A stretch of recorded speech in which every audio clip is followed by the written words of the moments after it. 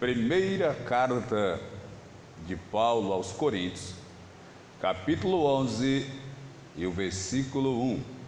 Assim está escrito: sede meus imitadores, como também eu de Cristo. Sede meus imitadores, como também eu imito a Cristo. Senhor Jesus, aqui estamos na noite desse dia na tua presença, para te louvar, te magnificar, te bendizer, te engrandecer e na beleza da tua incomparável santidade te adorar.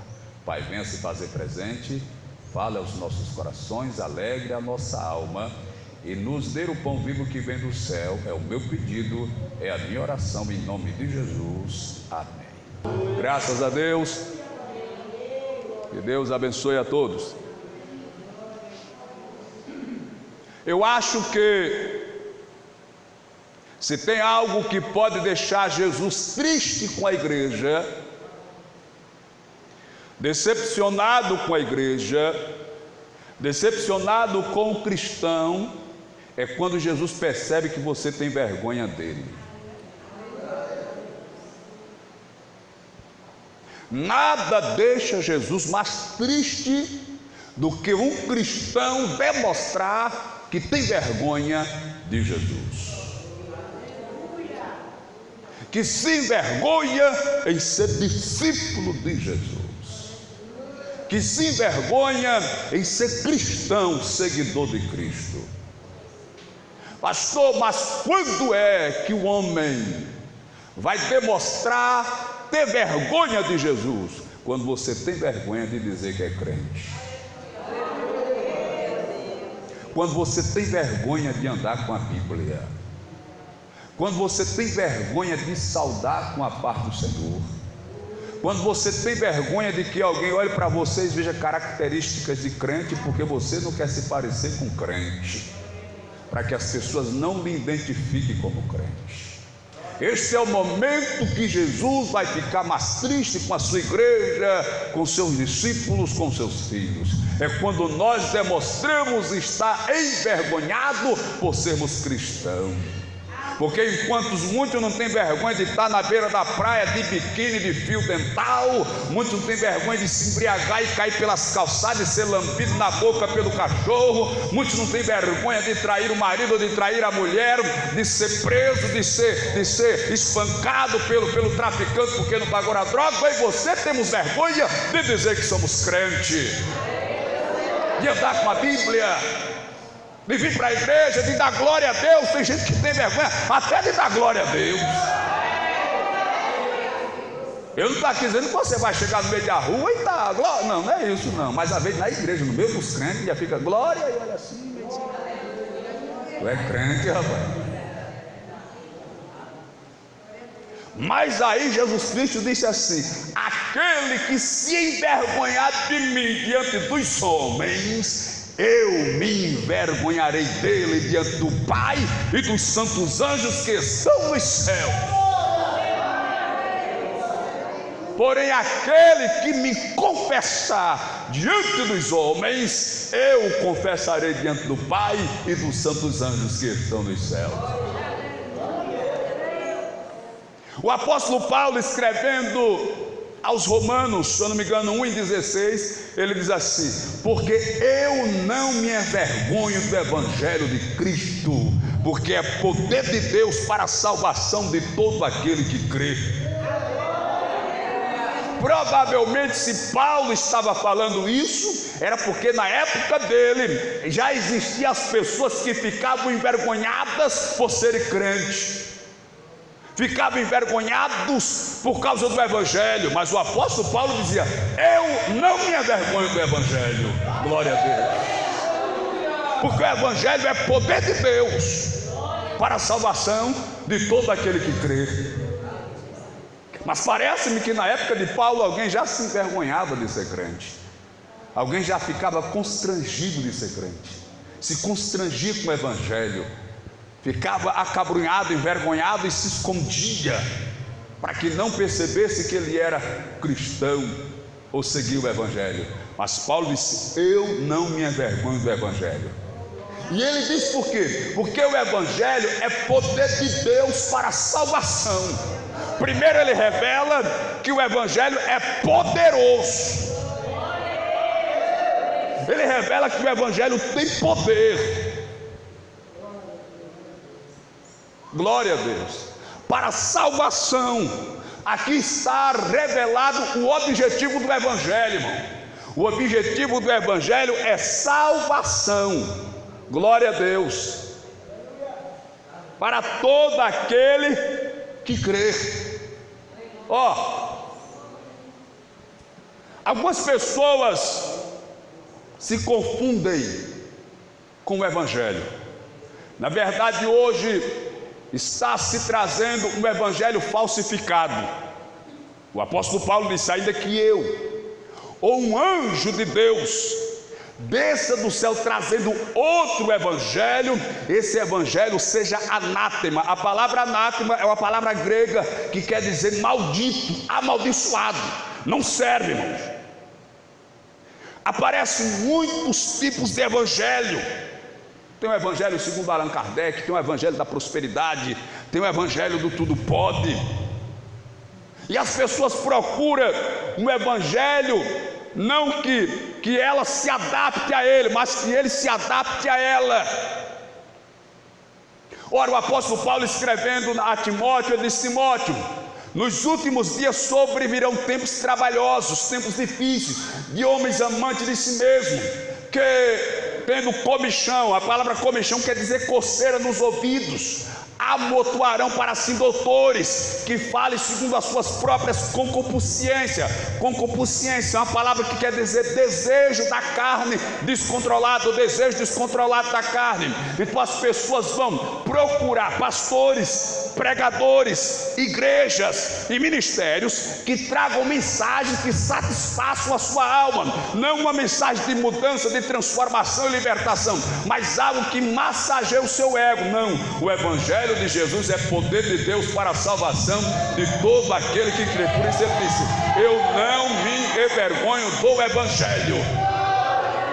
Evangelho genuíno, verdadeiro, que transforma, de renúncia, de mudança. Mas está surgindo alguns tipos de evangelho nos dias atuais, principalmente o evangelho da prosperidade, da liberalidade. Só que o objetivo do evangelho, irmão, não é dar casa, não é dar carro e nem é dar dinheiro. Porque as pessoas estão vindo para a igreja sem saber o que é vir para a igreja, o que é ser crente, porque aceita Jesus. Não, parece que não tem noção. Nós estamos aqui para ser salvos, irmãos. Não é por causa de carro, de casa, de dinheiro, de emprego, não. Não é nem para ser curado, se eu posso assim dizer. Porque casa, carro, dinheiro e cura são consequências, são acessórios. O principal é a salvação da alma. A Bíblia diz: o que adianta o homem ganhar o mundo inteiro e perder a sua alma?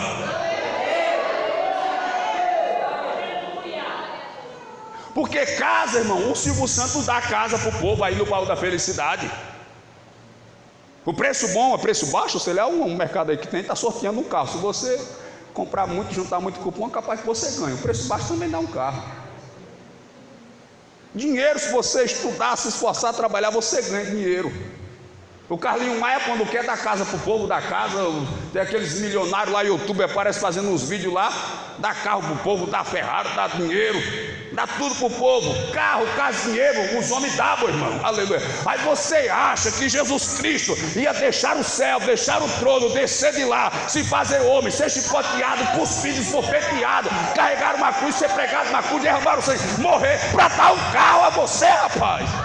Ele fez isso porque ele queria salvar a tua alma. O evangelho de Jesus é poder de Deus para a salvação de todo aquele que crê. Mas aí, normalmente, nós procuramos alguém para copiar, para imitar. Foi a leitura que eu fiz. No mundo, se eu não me engano, eu não vou falar com certeza, porque faz muito tempo que eu li esse artigo e eu não lembro com clareza, mas 80% das pessoas do mundo são influenciadas. Menos de 20% influencia e 80% são influenciadas. Influencia o corte do cabelo das pessoas, principalmente os artistas. Influencia a roupa, influencia tudo. As pessoas são facilmente influenciadas. E o pior é que nós temos a tendência a ser influenciado para o mal, a imitar o mal, a imitar o erro, a imitar o ruim, a imitar as trevas. Essa é a tendência do homem. Glória a Deus. Vou dar aqui um exemplo simples, básico e dentro do contexto que eu quero ensinar. Você dentro da igreja, você procura imitar quem? O pastor, a esposa do pastor ou o desobediente? Eu ouvi dizer que o pastor gosta de orar. Eu vou imitar o pastor, vou orar também. Vou orar pelo menos umas 2 horas todo dia. Você diz isso? Parece que o pastor já leu a Bíblia 11 vezes. Eu vou ler a Bíblia todo dia que nem um pastor também, para daqui a um ano eu ler a Bíblia todinha. Você diz isso, que vai imitar o pastor? Mas quando vê o corte do cabelo de Neymar todo espetado, parecendo um arataca, você diz: eita, vou imitar o Neymar. O pastor sai quase todo dia para visitar, para evangelizar, para ir atrás de azar. Vou imitar o pastor. Você diz isso de nada, meu irmão. Você diz: eu quero ser um influencer, um youtuber. Entendeu que nós somos levados pela influência negativa, pela influência contrária. Mas o apóstolo Paulo aqui, ele traz a receita: sede meus imitadores, dizia Paulo, como eu sou imitador de Cristo. Capítulo 5 de Efésios, ele já vai mais além. Capítulo 5 de Efésios, versículo, se eu não me engano, 1, ele diz: sedes imitadores de Deus. Mas nós não queremos imitar Deus, não queremos imitar o apóstolo, nós queremos imitar o ator, a atriz. É quem nós queremos imitar. Queremos ser seguidos pela influência negativa do mal, ao invés de ser influenciado e imitar as coisas boas. Porque imitar as coisas boas é difícil. Preste atenção no que eu vou falar. A Bíblia diz que quando Abraão saiu de Ur dos caldeus, levou com ele o seu sobrinho Ló, levou também o pai, o Terá. Se eu não me engano, em Padã Arã, eles pararam e lá ficaram até o pai de Abraão morrer, o Terá. Depois que ele morreu, aí o Abraão continua a viagem, porque Deus tinha chamado Abraão, ou Abrão na época, mas Abrão decidiu levar o pai com ele, e isso causou um impedimento, emperrou. Deus se calou, Deus não falou com Abraão, não disse nada, ficou esperando o momento de Terá morrer para poder dar seguimento no projeto que Deus tinha na vida de Abraão. Então receba essa revelação. Talvez o projeto que Deus tem na tua vida ainda não se concluiu, ou está parado porque você está trazendo para dentro do projeto aquele que Deus não disse que era para trazer. Você está colocando dentro do projeto quem Deus não chamou para o projeto. Aí o projeto está parado, não está andando, porque na sua mente brilhosa, brilhante, você acha que aquele ou aquela vai ter capacidade de desenvolver o projeto, de dar desenvolvimento ao projeto, de ajudar no projeto, como se Deus dependesse da ajuda de alguém para cumprir o seu projeto, para cumprir a sua promessa. Aí você está trazendo para dentro do projeto quem não era para estar dentro do projeto. Nem tire e nem coloque. nem coloque e nem tire, porque quem dá a direção ao projeto é Deus. Aí Deus chamou Abraão, Abraão vai e leva o Terá consigo. Param em Harã, Padã Harã, até a morte de Terá. Aí de repente o projeto continua. Lá na frente, no projeto está incluído o sobrinho de Abraão, o Ló, que também não estava na lista do projeto. Não fazia parte da lista do projeto, mas o Abraão decidiu levar. Eles pararam na campina. Aí a Bíblia diz que os pastores de Abraão começaram a brigar com os pastores de Ló, porque os dois tinham crescido sobremaneira e o rebanho era grande e o pasto era pouco para tantas ovelhas. Aí começou a haver uma briga, os pastores de Abraão com os pastores de Ló. Começou a ter briga. As ovelhas estavam na dela, irmãos, comendo lá a grama verde, bebendo água, mastigando e olhando para o pastor brigando. Imagina a cena, meu irmão. Aquele pasto verdejante, aquele rio cortando o pasto pelo meio. As ovelhas davam uma mordida na grama, se deitavam, ficavam remoendo e olhando os pastores, trocando tapa, chute, pontapé. Lá vai, venha não, seu filho da beba é você, venha para cá, você tomou aqui à frente, se você, a pasta aqui é mesmo. E as ovelhas comendo nem aí. As ovelhas não brigavam não, quem brigava eram os pastores, meu irmão.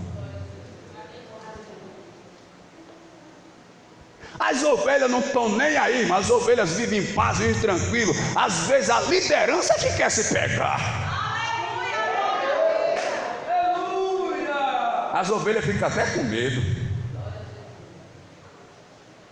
Tudo bem. Aí foi feita uma reunião para saber qual era a decisão que ia ser tomada. O Abraão chamou Ló e disse: Ló, vamos fazer o seguinte: se você escolher a direita ou à esquerda, eu vou para a direita. Se você escolher a direita, eu vou para a esquerda. Mas que não haja briga entre nós. Se você escolher a esquerda, eu vou para a direita. Se você escolher a direita, eu vou para a esquerda. Mas que não haja briga entre nós. Glória a Deus. Aí a Bíblia diz que o Ló olhou para as campinas, pasto verdejante, e disse: tio, eu quero ir para aquele lado ali. Pasto de sobra, capim de sobra, sempre verde, milhão, grama. Se eu vou para ali. E deixou a parte pedregosa para Abraão. Só que o resultado é que Ló vai fracassar e Abraão vai prosperar. Porque a bênção de Deus na vida do cristão não depende da condição do lugar, depende de quem está com você no lugar. Então, se é Deus que está em você, meu irmão, é no deserto, é nos pedregulhos, é no vale, é no monte, Deus te prosperará. O segredo é não sair da direção de Deus. Aí Ló foi para as campinas de Moabe. Quando Ló se afastou de Abraão, a Bíblia diz, pode ler o texto que fala sobre essa passagem, se eu não me engano, no capítulo 18 de Gênesis. Aí a Bíblia diz que Deus falou com Abraão. Quando Ló se apartou de Abraão, Deus falou com Abraão. Deus voltou a falar com Abraão. Primeiro era o Terá que impediu o projeto de prosseguir, porque ele não estava dentro do projeto.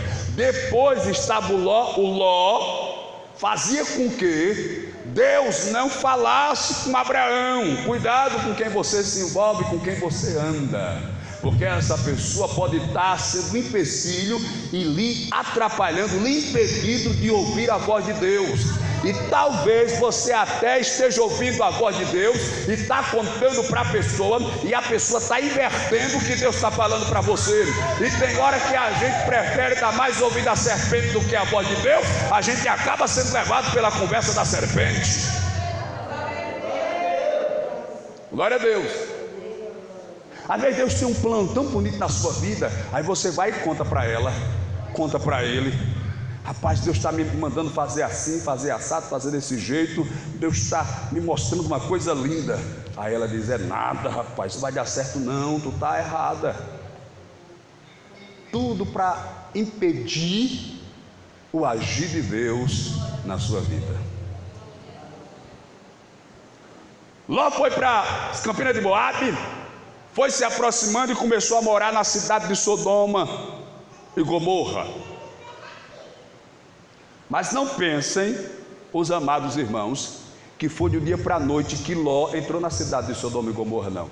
Segundo o IBADEP, é um instituto brasileiro de teologia, que eu fiz, é o ensino médio de teologia, ele diz que Ló demorou 14 anos para poder estar dentro da cidade, para poder comprar uma casa na cidade ou alugar uma casa e morar nessa. 14 anos. Porque o povo de Sodoma e Gomorra era um povo pecador, era um povo promíscuo, era um povo carnal, era um povo idólatra. Então, o Ló não foi de cara assim, ele foi visitando a cidade, foi se aproximando. 14 anos, irmãos. 14 anos foi o tempo que demorou para Ló chegar a morar dentro da cidade. Ele foi cada dia ele ia se aproximando, cada dia ele ia se aproximando de Sodoma e Gomorra, cada dia ia fazendo um pecadinho, cada dia ia cometendo uma falha, de degrau em degrau, quando ele pensou que não estava dentro da cidade de Sodoma e Gomorra. Às vezes o crente se desvia assim, meu irmão.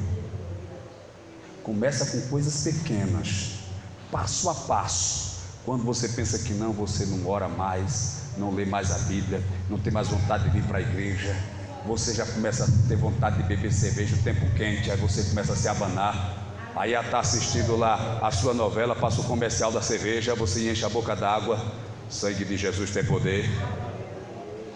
Aí começa a olhar aqueles comercial, passa aqueles camarada malhadão. Aí você olha para o seu marido buchudo em casa. Sangue de Jesus tem poder. Aí você está lá assistindo, você que é uma, aí passa aquele comercial da cerveja com aquela verão lá. Aí você olha para sua mulher, olha para verão. Meu Deus do céu, sangue de Jesus. Tem que vigiar, irmão. Sede sóbrio, vigiai, porque o diabo, vosso adversário, vive ao derredor, bramando como leão, buscando a quem possa tragar. Daqui a pouco Satanás coloca na cabeça da pessoa: peca, rapaz, só pedir perdão, e ele te perdoa, tu vai para o céu do mesmo jeito.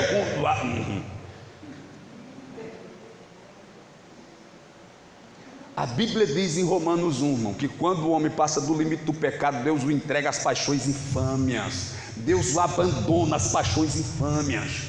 A pessoa não crê mais em Deus, não crê mais em céu, não crê mais em inferno, não quer mais obedecer. Para ele não existe nada, para ele só existe essa vida. Então tem que se acabar aqui, tem que praticar farra, dançar, pular carnaval, quadrilha junina, tem que aproveitar, porque para ele depois que morrer vai se acabar, não tem mais para onde ir. Aí ele tem que aproveitar. Satanás coloca na cabeça dele, meu irmão.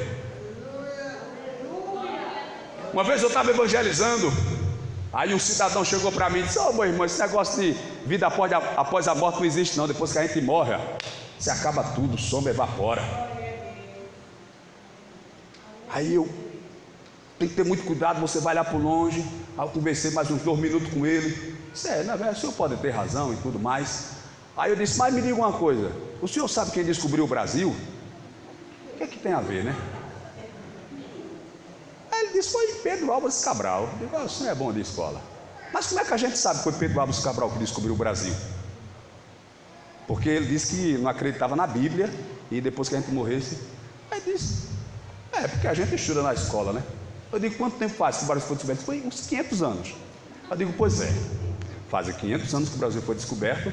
Alguém escreveu aí um livro dizendo que foi Pedro Álvares Cabral. A gente não estava lá, a gente não sabe, mas a gente acredita que foi Pedro Álvares Cabral que escreveu, ou que descobriu, e alguém escreveu. A gente não quer acreditar na Bíblia, mas tudo bem. Mas suponhamos que o senhor esteja certo, que depois que a gente morrer, evapora, some, não fica nada. Nem consciência, nem memória, nem corpo material, nem espiritual, apaga tudo. Suponhamos que o senhor esteja certo. Se o senhor estiver certo, eu lhe garanto uma coisa: eu não vou perder nada. Por eu estar na igreja, pela ética, pelos princípios, pela moral que a igreja me ensina, o respeito à família, o respeito ao casamento, o respeito à sociedade, me ensina a ser uma pessoa direita, trabalhadora, uma pessoa justa, eu não vou perder nada. Se o Senhor estiver certo e a gente morrer e sumir tudo, não tiver céu, não tiver inferno, não tiver condenação, nem lago de fogo e enxofre, eu não vou perder nada. Agora, meu amigo, se quando a gente sair daqui, o Senhor estiver errado e existir um inferno, Ele deu para mim e disse: aí eu estou lascado.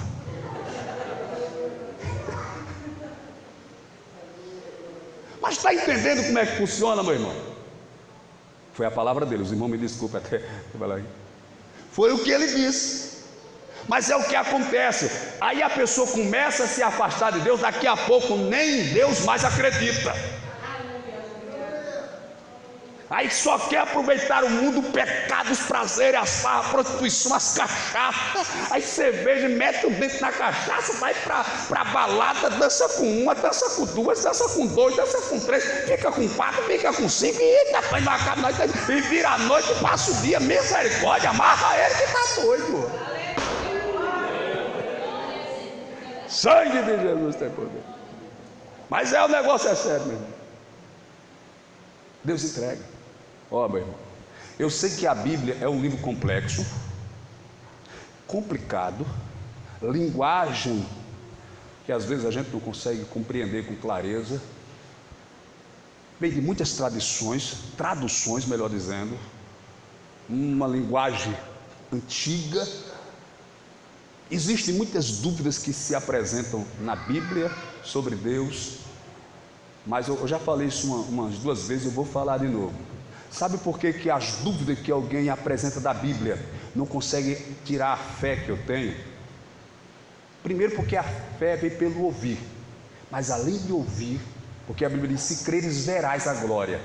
Então eu creio na palavra, e eu já vi, ele não está aqui não, se ele não eu ia pedir para ele confirmar, o irmão Almir, e o Pedro, irmão dele, 2 lutadores da academia do Liu, uma mulher endemoniada, irmãos. Os 2, o Pedro era na ladeira ali do conjunto Rodrigo Calheiro, ela morava no meio da ladeira, o Pedro pegava carreira do meio da ladeira para baixo, pulava com os 2 pés no peito dela, pum, ela caía embolando de perna para cima, a poeira tapava, um monte de gente na rua, e ninguém segurava, e ela era magrinha. Eu não lembro o nome dela, mas lembro o nome do esposo dela, que estava dentro de casa com a porta fechada com medo, o seu Piuta. Alguém lembra aqui do Piuta? Lembra, irmã? Piuta, lá era o Piuta, era um senhor magrinho, gostava de uma estrela desse dia, fechou-se dentro de casa e ela... Aí de repente veio o homem de Deus, ó, com a Bíblia na mão, paletó no braço, ia para o culto, ia cedo, que ia orar um pouquinho para ficar para o culto. Aí alguém foi lá chamar ele: vem aqui, irmão, vai ali fazer uma oração. Quando ele chega lá, a rua topada de gente, ele ficou meio assustado. Disse: misericórdia, Jesus, sangue de Jesus tem poder, toma a frente, Jesus. Quando chega lá, o homem preso dentro de casa, o menino querendo pegar ela lá, rangendo os dentes, estava caída no chão. Quando o irmão chegou, ela se aspou, se levantou, fez jeito que ia partir. O irmão está amarrado em nome de Jesus. Ela caiu sentada. Agora saia dela em nome de Jesus. Oi, onde é que eu estou? Foi o que aconteceu? Então não tem quem tire de mim, irmãos, a certeza de que Jesus é o Filho de Deus, e que Deus tem todo o poder nos céus da terra, e que existe um Deus no céu, que existe vida e salvação para aquele que crê em Jesus. Não tem como tirar. Mas se a pessoa não tiver experiência com Deus, intimidade com Deus, não se aproximar de Deus, Deus arranca tudo isso da pessoa. A pessoa fica sem noção, fica sem senso, sem juízo, se joga no pecado, se acaba e termina no lago de fogo e enxofre. Mas há poder no sangue de Jesus. Se você está aqui, é porque Deus está lhe dando, assim como está me dando, uma oportunidade de reconhecer os nossos erros, nossos pecados, pedir perdão e caminhar firme na sua presença até chegarmos nas mansões celestiais. Aí a Bíblia diz, irmãos, que Ló foi morar em Sodoma e Gomorra, cidade perdida. O pecado era tão pesado que estava fedendo nas narinas de Deus. Aí Deus decidiu lá no céu destruir a cidade de Sodoma e Gomorra. Aí Deus mandou 3 anjos na casa de Abraão. 3. Foi quando eles fizeram a promessa para Sara que ele ia ter um filho, e que de um ano depois eles voltam lá e ela está com o bebê no braço. 3 anjos. Cada anjo tinha uma tarefa. O primeiro anjo foi para dar a notícia que Sara ia dar à luz. O segundo anjo foi para tirar Ló e a família da cidade que ia ser destruída. E o terceiro anjo para destruir a cidade. Cada anjo tinha uma missão específica a cumprir. Aí quando o primeiro dá a revelação para Sara e Abraão, os outros vão para a cidade cumprir a sua tarefa também. Aí Deus diz assim: esconderei eu algo do meu amigo Abraão? Aí é quando Deus revela que o anjo vai destruir a cidade. Aí Abraão chega para Deus: Deus, mas o Senhor vai destruir o justo juntamente com o ímpio? O justo também vai pagar pelo pecado do ímpio? O justo também vai ser punido por causa do ímpio, do pecador? Aí Deus disse: não, o justo não vai pagar por causa do pecador, por causa do ímpio. Aí Abraão disse: Senhor, se tiver 50 justos na cidade, o Senhor destrói a cidade? Ele disse: não, Abraão, por amor aos 50 justos, eu não vou destruir a cidade. Aí o Abraão diz: Deus, mas não me ignore não. Se dos 50 faltarem 5 e só tiver 45, aí Deus diz: de maneira nenhuma, Abraão, eu vou destruir o justo por causa do ímpio. Não, o justo é justo, ele vai receber o galardão de justo, não vou destruir. Deus, me permita mais uma vez, e se só tiver 40? Aí Deus diz: também não vou destruir por amor aos 40, não vou destruir a cidade por amor aos 40. Deus, e se na cidade só tiverem 30 justos no meio da cidade, Deus, centenas ou milhares de pessoas? Aí Deus disse: eu não vou destruir a cidade, Abraão, por amor aos 30. Deus, me perdoe por eu me atrever mais uma vez, e se só tiverem 20? Também não vou destruir, Abraão, a cidade por amor aos 20. Deus, não me leva a mal, não me ignore, tenha compaixão de mim. Mas eu perguntarei mais uma vez: e se só tiverem 10? O Senhor destrói a cidade? Não, Abraão, eu não vou destruir a cidade por amor aos 10. Aí Abraão se calou, foi-se para casa, e Deus retornou ao céu, porque na cidade só tinham 4: Ló, a esposa que olhou para trás, e as 2 filhas. 4, não tinha nem 5. Deus ainda deu a oportunidade de ter 10. E disse: se tiver pelo menos 10, eu não vou condenar a cidade.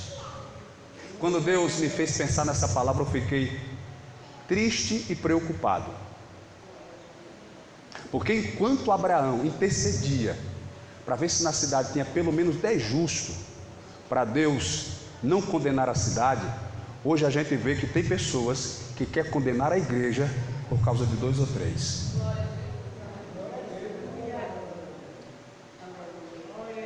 Às vezes tem 2 ou 3 desobedientes na igreja, aí alguém diz: essa igreja não presta. Enquanto Abraão pediu para Deus salvar uma cidade que tinha centenas de pecadores, mas se pelo menos tivesse 10, ele não matasse os pecadores por amor aos 10, a gente quer que Deus castigue a igreja por causa de 2 ou 3 desobedientes. Eu comecei dizendo que eu não me envergonho do Evangelho de Cristo.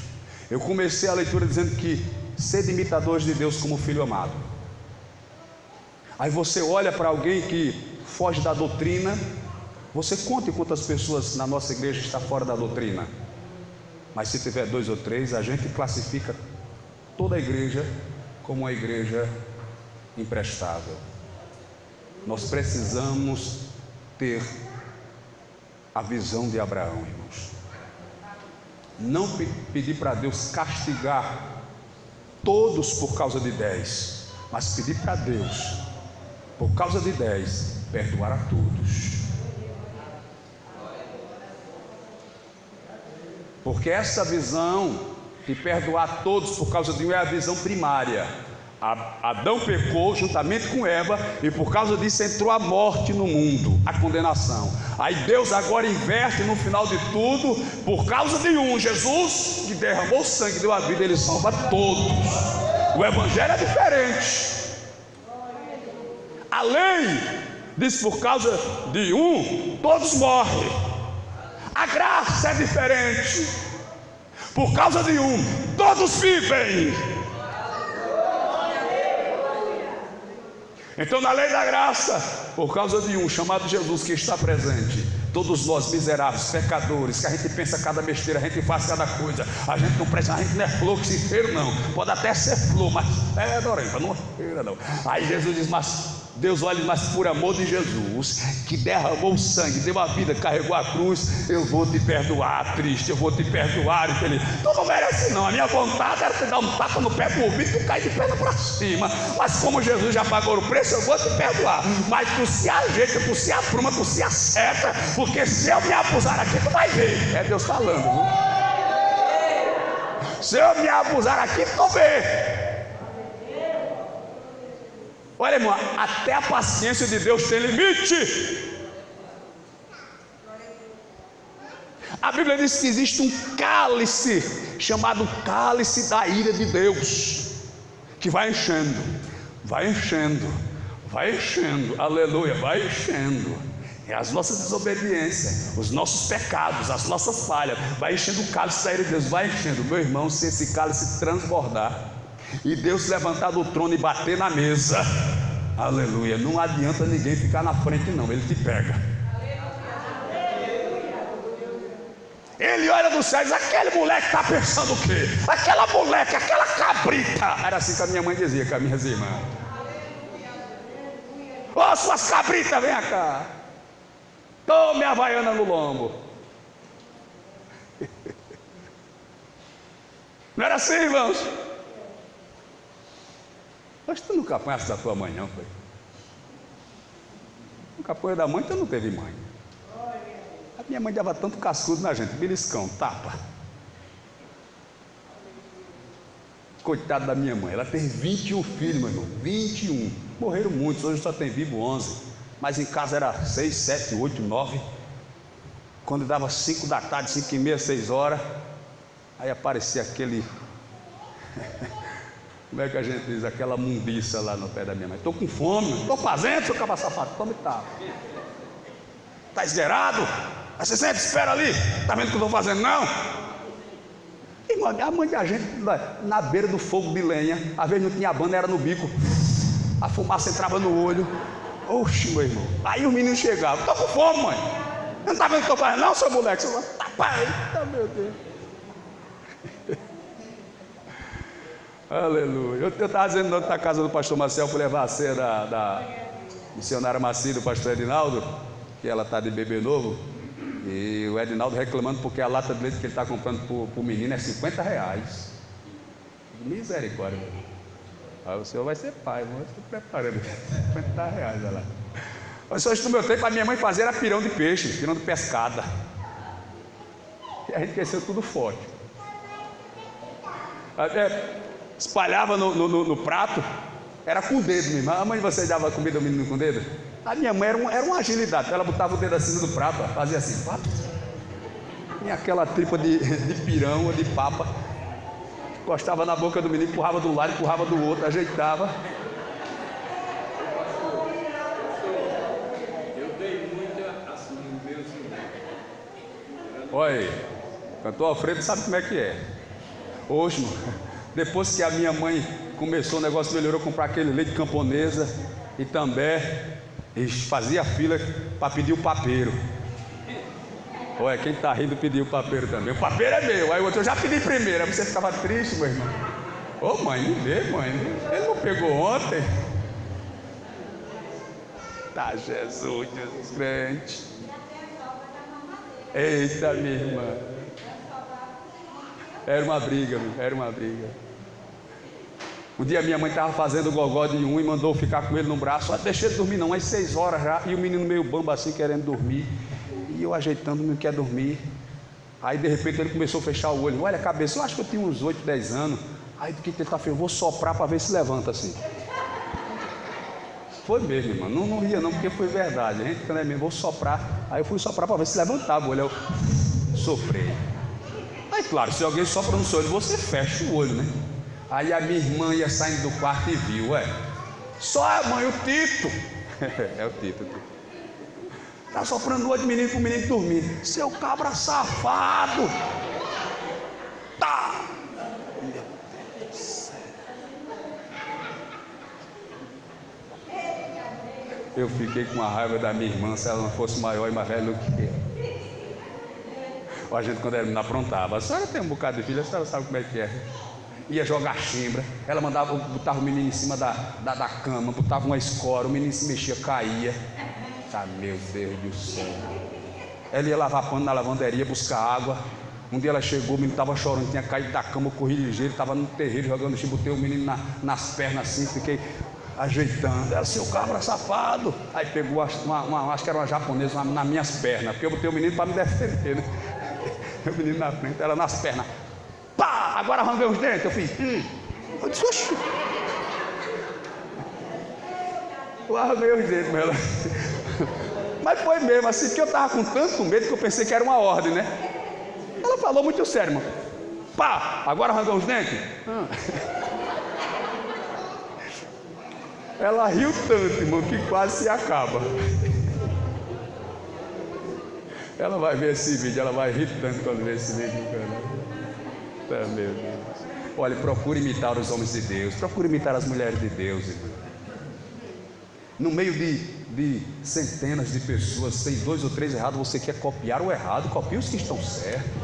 Ande pelo exemplo dos certos, irmãos. Aleluia. Glória a Deus, porque Deus não vai aceitar a sua justificativa. Eu errei porque ele também errava, eu pequei porque ele também pecava. Não vai, porque Deus vai trazer a juízo todas as coisas. Ninguém vai se escapar do inferno com esses argumentos, não. A gente tem que ser fiel. O mundo todo pode estar em desobediência e pecado, mas eu e você, se quisermos entrar lá, temos que permanecer fiel, firme na presença de Deus. Amém? Fique de pé, por gentileza. Que Deus abençoe a todos em nome de Jesus. Lembrando, mais uma vez, quinta-feira, cantora Edivane, sábado, o evento com as crianças, será a bênção do céu. Os irmãos continuem orando. Muito bem, e próximo mês, dia 10, 11, 12 e 13, o nosso, acho que já é o quinto, é o sexto Comadef. Quinto, né? Quinto Comadef. A gente faz todo o período carnavalesco, estamos com esse evento, tem sido uma bênção, já agendamos já os pregadores. Já está tudo confirmado, a mídia já está, a equipe de mídia já está divulgando, e vai ser bênção do céu próximo mês, 10, 11, 12 e 13, tá certo? Então fique orando para Deus fazer presente e falar poderosamente. Deus abençoe.